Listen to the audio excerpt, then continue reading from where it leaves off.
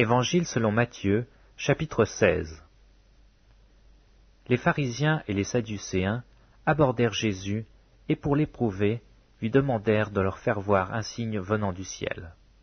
Jésus leur répondit, « Le soir vous dites, il fera beau car le ciel est rouge. Et le matin, il y aura de l'orage aujourd'hui, car le ciel est d'un rouge sombre.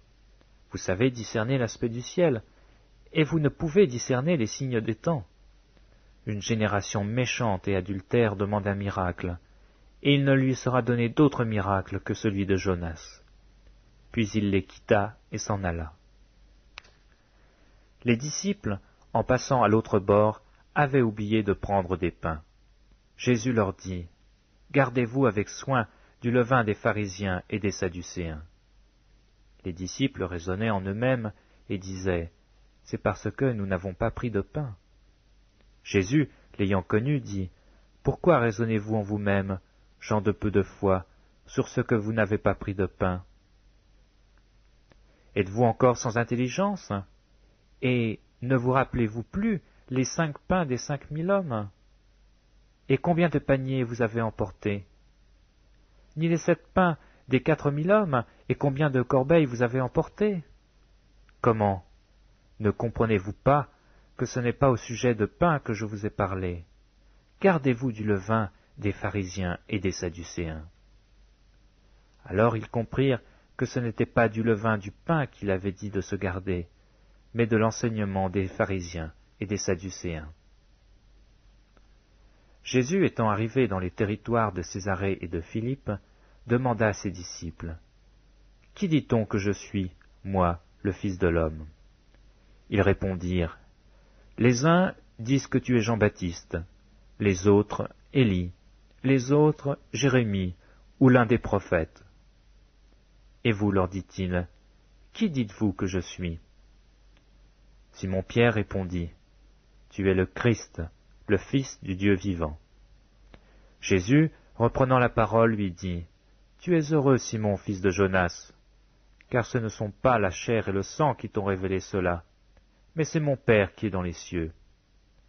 Et moi je te dis que tu es Pierre, et que sur cette pierre je bâtirai mon Église, et que les portes du séjour des morts ne prévaudront point contre elle. Je te donnerai les clés du royaume des cieux. Ce que tu lieras sur la terre sera lié dans les cieux, et ce que tu délieras sur la terre sera délié dans les cieux.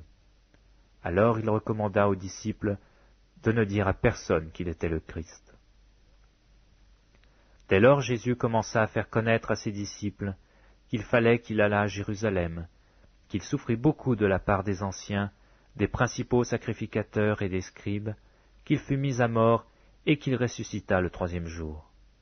Pierre, l'ayant pris à part, se mit à le reprendre et dit, « À Dieu ne plaise, Seigneur, cela ne t'arrivera pas. » Mais Jésus, se retournant, dit, « Arrière de moi, Satan, tu mets en scandale, car tes pensées ne sont pas les pensées de Dieu, mais celles des hommes. » Alors Jésus dit à ses disciples, « Si quelqu'un veut venir après moi, qu'il renonce à lui-même, qu'il se charge de sa croix, et qu'il me suive. Car celui qui voudra sauver sa vie la perdra, mais celui qui la perdra à cause de moi la trouvera. Et que servirait-il à un homme de gagner tout le monde s'il perdait son âme? Ou que donnerait-il à un homme en échange de son âme?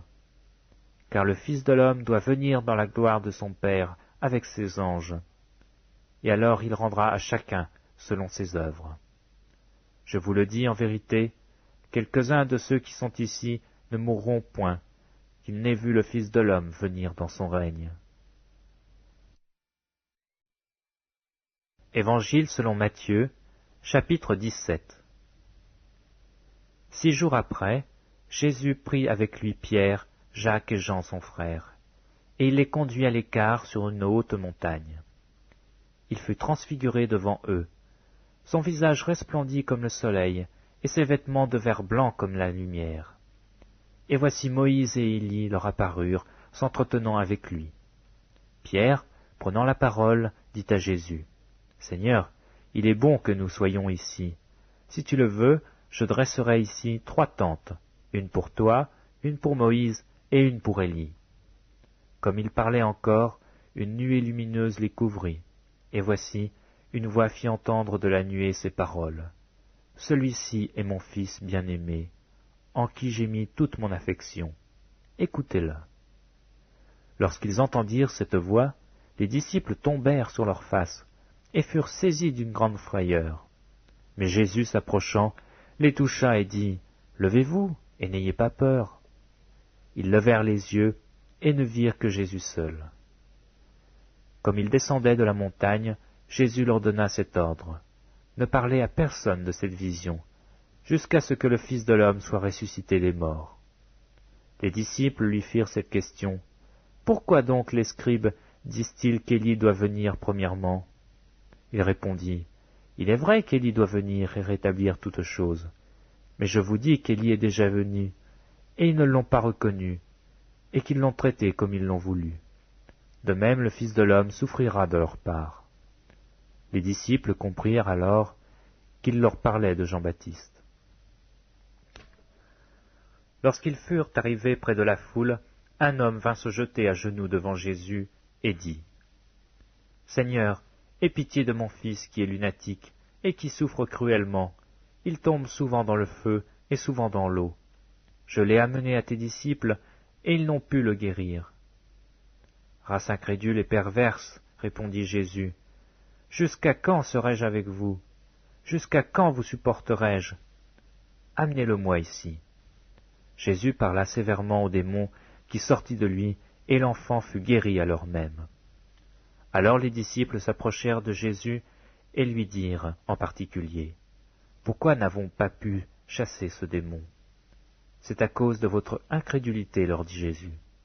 Je vous le dis en vérité, si vous aviez de la foi comme un grain de sénévé, vous diriez à cette montagne, « Transporte-toi d'ici là », et elle se transporterait. Rien ne vous serait impossible. Mais cette sorte de démon ne sort que par la prière et par le jeûne. » Pendant qu'ils parcouraient la Galilée, Jésus leur dit, « Le Fils de l'homme doit être livré entre les mains des hommes. Ils le feront mourir, et le troisième jour il ressuscitera. » Ils furent profondément attristés. Lorsqu'ils arrivèrent à Capernaum, ceux qui percevaient les 2 drachmes s'adressèrent à Pierre et lui dirent, « Votre maître ne paie-t-il pas les 2 drachmes ?» « Oui, dit-il. » Et quand il fut rentré dans la maison, Jésus le prévint et dit, « Que t'en semble, Simon? Les rois de la terre, de qui perçoivent-ils des tributs ou des impôts? De leurs fils ou des étrangers? » Il lui dit, « Des étrangers. » Et Jésus lui répondit, « Les fils en sont donc exempts. Mais, pour ne pas les scandaliser, va à la mer, jette l'hameçon, et tire le premier poisson qui viendra. Ouvre-lui la bouche, et tu trouveras un statère. Prends-le, et donne-le pour moi et pour toi. »